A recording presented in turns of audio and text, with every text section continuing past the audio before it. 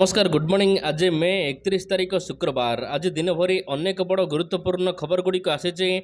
आज मास शेष होगा सहित आसंता काली नुआ मास देश में नुआ नियम अनेक नियम परिवर्तन होइछि। यह सहित किछि नुआ योजना आसी। महिला मानक मिलिबो 8,500 टंका। अन्यपटे चाषी मानकर ऋण छाड़ हेबो। राजनीति खबर को नहीं टेक्निक बड़ सूचना सब आसी। यह सहित छात्र छात्री गुरुत्वपूर्ण खबर रही। तेबे आसंतु आज सकाळ आसीथिबा 22टी बड़ खबर उपरे नजर पकाइबा। प्रथम खबर सरिला प्रचार। शनिवार दिन शेष पर्याय मतदान। गतकाली संध्यारू शेष होइछि निर्वाचनी प्रचार।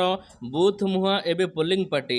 जून 1 तारिख अर्थात शनिवार दिन चतुर्थ पर्याय रे 6टी लोकसभा क्षेत्र अंतर्गत 42टी विधानसभा आसन रे प्रार्थी मानकर भाग्य निर्धारण करिवे मतदाता। एने सांबादिक सम्मेलन करी राज्य मुख्य निर्वाचन अधिकारी सूचना प्रदान करिसंती। चतुर्थ पर्याय रे सबुठारु अधिक भोटर अछंती। 99.61 लक्ष भोटर मतदान साब्यस्त करिवे। तेबे एहार मध्य रे चतुर्थ पर्याय निर्वाचन रे मोट 460 जन प्रार्थी अछंती। 66टी लोकसभा प्रार्थी एवं 394टी विधानसभा प्रार्थी अछंती। तेबे एथिपाई 10,882टी मतदान केन्द्र करा जायछि। 1400 बूथ महिला मानक द्वारा परिचालित हेबो। परवर्ती खबर भद्रक रे जारी हैला 144 धारा। भद्रक जिलार सबु निर्वाचन मंडली रे 144 धारा जारी करा जायछि। भद्रक जिलापाल एहाकु जारी करिसंती। गुरुवार दिन संध्या 6 टारु एहाकु जारी करा जायछि। तेबे आसंता जून 2 तारिख पर्यंत एही कटकणा बलवत्तर रहिबो। एठारे कौनसी स्थान रे 5 रु अधिक लोक एकाठी होई परिबे नाही निर्देश जारी होईछि। सेहिपरि गुरुवार दिन संध्या 6टा परठारु बाहर जिलार कौनसी लोक होटेल किंबा गेस्ट हाउस रे न रहिबाकु निर्देश जारी होईछि। परवर्ती खबर राज्य रे प्रचंड ग्रीष्म प्रवाह जारी। मौसुमी आसीबा जाय रहिबो ताती। जून 12 तारिख पर्यंत ओडिशा रे दक्षिण पश्चिम मौसुमी वायुर आगमन को नहीं कौन सूचना नहीं। अन्यपटे अभ्यंतरण ओडिशा एवं पश्चिम अंचल जिलागुड़िक ग्रीष्म प्रवाह जारी रहिबो। तेबे राज्यर सबुठारु उत्तप्त सहर हेउछि झारसुगुड़ा जिला। झारसुगुड़ा जिले में गतकाल तापमात्रा 46.6 डिग्री रेकर्ड करा जायछि। अन्यपटे पाणीपाग केन्द्र पक्षर कहा जायछि संबलपुर रे 45.6, हीराकुद रे 44.5। एभली भाव में राज्यर 9टी सहर रे तापमात्रा 41 डिग्री ऊपर रही। परवर्ती खबर प्रति मृतकों परिवार को मिलिबो 4 लाख टंकार सहायता। मुख्यमंत्री नवीन पट्टनायक गतकाली अपराह्न भुवनेश्वर सम अल्टीमेट हॉस्पिटल को जाई सेठारे चिकित्सित हेउथिबा पुरीर बाण दुर्घटनार आहत मानक भेटिचंती। सेमानकर चिकित्सा व्यवस्था संपर्क में पचारि बुझिचंती डाक्तरंग सहित। तेबे एही घटना रे मृत्युवरण करिथिबा 3 जनक परिवार को 4 लाख टंका लेखा अनुकंपा सहायता राशि घोषणा करिचंती मुख्यमंत्री। पुरी बाण दुर्घटना रे आहत मानकर चिकित्सा मुख्यमंत्री रिलीफ पांठि बहन कराजिबो बोली मध्य मुख्यमंत्री घोषणा करिसंती। तेबे पुरी बाण दुर्घटना रे 3 जनकर मृत्यु होइतिबा बेले 30 जन आहत होइचंती। परवर्ती खबर केरल छुईला मौसुमी वायु। दक्षिण पश्चिम मौसुमी वायु गुरुवार दिन केरल छुईछि। ए नै सोशल मीडिया एक्स जरिया रे भारतीय पाणीपाग विभाग तरफ सूचना प्रदान करा जायछि। तेबे रविवार दिन पाणीपाग विभाग कहिथिला कि केरल मौसुमी खूब शीघ्र छुईबो। मौसुमी आगुआ आसिछि। 2 दिन पूर्व मौसुमी वायु केरल छुईछि। तेबे ओडिशा को जून 12 तारिख पर मौसुमी आसिबार संभावना रही। देश में एथर भल वर्षा हेबो। स्वाभाविक ठारू अधिक वर्षा कराइबा नै पाणीपाग विभाग पूर्वानुमान करिछि। जून 1 तारिख रु सेप्टेम्बर 31 तारिख पर्यंत मौसुमी ऋतु रे 87 सेमी पर्यंत वर्षा होई पारे। एथर 106 सेमी पर्यंत वर्षा हेबार संभावना रही। पाणीपाग विभाग एने पूर्वानुमान करिछि। परवर्ती खबर प्रकाश पाइला जुक्त 3 नामलेखा विज्ञप्ति।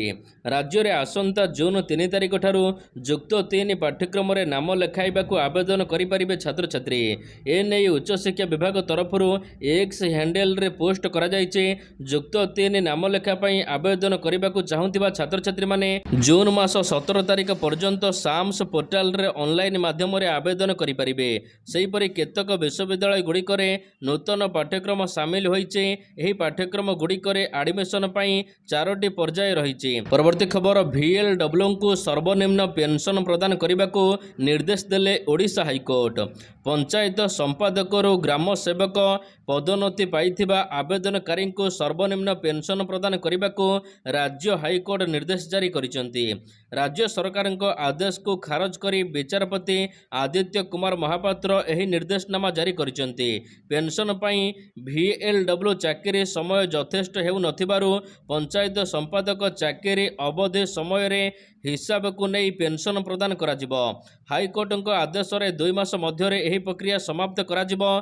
खबर अनुसार पंचायत संपादक भाव में कार्य करुथिबा कर्मचारी को राज्य सरकार ग्राम सेवक पद को पदोन्नति देइचंती। राज्य सरकार एही आदेश आसिबा परे अनेक कर्मचारी 3 रु 4 वर्ष VLW पदरे काम करिबा परे अवसर ग्रहण करुथिले। परवर्ती खबर राहुल गांधी देले नाही साक्षात्कार। शेष होइचे साधारण निर्वाचन पई प्रचार। प्रधानमंत्री नरेंद्र मोदी एकाधिक रैली करिसंती। एही रैली जरिया रे निजे 10 वर्षर कार्यकलापर रिपोर्ट कार्ड जनसाधारण सम्मुख में उपस्थापन करिसंती। निर्वाचन प्रचार समय रे प्रधानमंत्री 206 टी रैली को संबोधन करिसंती। 80 टी साक्षात्कार देइचंती। अपरपक्ष रे विरोधी दलर प्रमुख नेता राहुल गांधी कौनसी साक्षात्कार देई नांती। चलित साधारण निर्वाचन पर घन घन प्रचार करिसंती प्रधानमंत्री। कन्याकुमारी प्रचार आरंभ होइतिला। आउ गुरुवार दिन पंजाबर होशियारपुर रे निर्वाचन प्रचार प्रधानमंत्री शेष होइछि। परवर्ती खबर ओडिशार 30 लाख युवकों को नियुक्ति देव कांग्रेस कहले राहुल गांधी। कांग्रेस नेता राहुल गांधी भद्रकर सिमुलिया ठारे एक जनसभा को गुरुवार दिन संबोधन करिसंती। राहुल बीजेपी एवं बीजेडी को टार्गेट करिसंती। बीजेपी एवं बीजेडी मध्य संपर्क थिबा अभियोग करिसंती राहुल गांधी। दुई दलर चिंताधारा समान होइथिबा से कहिसंती। बीजेपी संविधान को शेष करने को चाहूँगी। पृथ्वी कौन शक्ति भारतर संविधान को नष्ट करिपारिबो नाही। तेबे कांग्रेस जदि क्षमता को आसिबो ओडिशा रे एहा सहित राज्यर 30 लाख युवक माननकु नियुक्ति प्रदान कराजिबो। जून 4 रे आमे क्षमता को आसिबा परे महालक्ष्मी योजना आनिबो। जून 5 तारिख रे महिला बैंक अकाउंट को 8500 टंका पठाइबो बोली मध्य से कहिसंती। एहा सहित चाषी मानकर ऋण छाड़ कराजिबो। परवर्ती खबर बड़ बयान देले नवीन कहले मोर उत्तराधिकारी नुहंती पांड्यान। ओडिशा मुख्यमंत्री तथा बिजु जनता दलर बीजेडी सुप्रीमो नवीन पट्टनायक तांकर उत्तराधिकारी किए ए नहीं एक बड़ बयान जारी करिसंती। से कहिसंती वर्तमान मु सुस्थ अछि एवं भविष्यत रे मध्य राजनीति रे सक्रिय रहिबी। न्यूज एजेंसी NIA को साक्षात्कार देवा समय नवीन पट्टनायक कहिसंती VK पांड्यान विषय रे मध्य से खोलाखोली भाव में कहिसंती। से कहिसंती कि पांड्यान ए पर्यंत तांकर उत्तराधिकारी होई नाहंती। पांड्यान केवल प्रचार एवं तांको काम रे सहयोग करने को अछंती बोली से कहिसंती। परवर्ती खबर ओडिशार 21 रु 21 लोकसभा आसन जितिबो ए नै दंभोक्ति देखाइले धर्मेंद्र प्रधान। NIA को साक्षात्कार दे विभिन्न प्रसंग में उत्तर रखिंट केंद्र मंत्री तथा संबलपुर बीजेपी लोकसभा प्रार्थी धर्मेंद्र प्रधान। तेबे से पुणी थे दंभोक्ति देखाई 2014 रे आमे ओडिशा रे 3 नंबर रे थिलु। 2019 रे 2 नंबर को आसिलु। आउ एथर 2024 रे आमे ओडिशा रे 1 नंबर रहिबो एवं ओडिशा रो 21 रु 21 लोकसभा आसन जितिबो। बहुमत सहित एठारे सेवा जोगाइबो बीजेपी बोली से कहिसंती। विकास एवं अस्मिता प्रसंग लोकमानक मनरे छाई जाइछे। मोदी जनता को अपील करिसंती आउ लोके स्थिर कर सारिसंती ओ ओडिशा रे एथर परिवर्तन करिवे। परवर्ती खबर राउरकेला सरकारी डाक्तरखाना रे अचानक 10 मृत्यु। राज्य में ग्रीष्म लहरी जारी रही बेले राउरकेला रे एक अभावनीय घटना देखा मिली।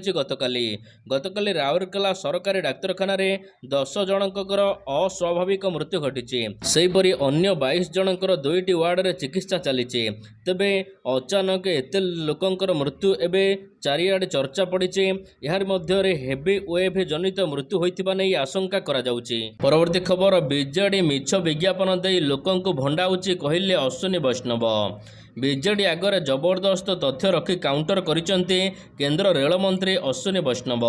आउ बीजेडी विज्ञापन मिछ बोली प्रमाण करिसंती। लोकों को मिछ विज्ञापन दे बीजेडी ठकुथिबा प्रमाणित करिसंती मध्य अश्विनी वैष्णव। रेल प्रकल्प मोबाइल टावर प्रसंग में बीजेडी विभिन्न खबर कागज जो विज्ञापन तथ्य देइछि यह मिछ बोली अश्विनी वैष्णव कहिसंती। तेबे से कहिसंती 2014 रे ओडिशा रे 7562 टावर होइथिला। 2024 रे 28274 टावर होइछि। 2014 अपेक्षा 24 रे 4 गुण अधिक मोबाइल टावर बसा जाइछि ओडिशा रे। यह सहित 6 वर्ष रे कोनोसी रेल लाइन नुआ ओडिशा रे होई नथिबा बीजेडी रो अभियोग को खंडन करिसंती अश्विनी। ଆସୁନି। ସେ କହିଛନ୍ତି 10 ବର୍ଷ ମଧ୍ୟରେ ଓଡ଼ିଶାରେ 1826 କିଲୋମିଟର ନୂଆ ରେଳ ଲାଇନ୍ ହୋଇଛି, ଯାହାକି ଶ୍ରୀଲଙ୍କାର ପୁରା ରେଳ ନେଟୱାର୍କ ଠାରୁ ଅଧିକ। ପରବର୍ତ୍ତୀ ଖବର, ନିୟମ ହେଲା ପରିବର୍ତ୍ତନ, ଏଣିକି ବୀମାଧାରୀଙ୍କୁ ହସ୍ପିଟାଲରେ ଶୀଘ୍ର ମିଳିବ ଚିକିତ୍ସା। ହେଲ୍ଥ ଇନ୍ସୁରାନ୍ସକୁ ନେଇ ଲୋକମାନେ କରୋନା କାଳରେ ବେଶ୍ ସଚେତନ ହୋଇଥିଲେ।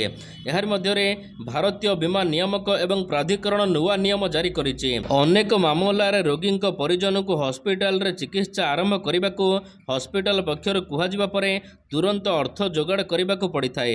ଫଳରେ ସେମାନେ ନାନା ସମସ୍ୟା ଦେଇ ଗତି କରିଥାନ୍ତି। ମାତ୍ର ଏବେ ଆଉ ଏପରି ସମସ୍ୟା ହେବ ନାହିଁ।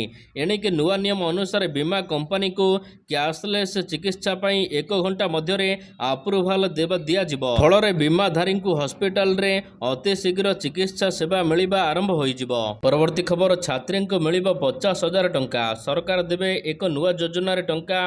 ସାଧାରଣ ଲୋକମାନଙ୍କ ପାଇଁ ଅନେକ ଯୋଜନା ଥିବାବେଳେ ଛାତ୍ରୀମାନଙ୍କ ପାଇଁ ମଧ୍ୟ ଯୋଜନା ରହିଛି। ତେବେ ଏହି ଯୋଜନାର ନାମ ହେଉଛି ମୁଖ୍ୟମନ୍ତ୍ରୀ କନ୍ୟା ଉତ୍ଥାନ ଯୋଜନା।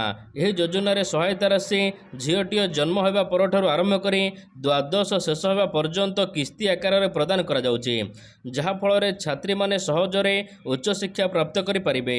ଏହି ଯୋଜନାରେ ଦ୍ୱାଦଶ ପାସ୍ କରୁଥିବା ଛାତ୍ରଛାତ୍ରୀଙ୍କୁ ପ୍ରଥମ କିସ୍ତି ଆକାରରେ 25,000 ଟଙ୍କା ଦିଆଯାଉଛି।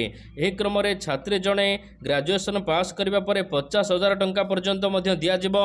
ଫଳରେ ଗରିବ ପରିବାରର ଝିଅଟି ଉଚ୍ଚଶିକ୍ଷା ପାଇଁ ଆଉ କୌଣସି ସମସ୍ୟା ହେବ ନାହିଁ।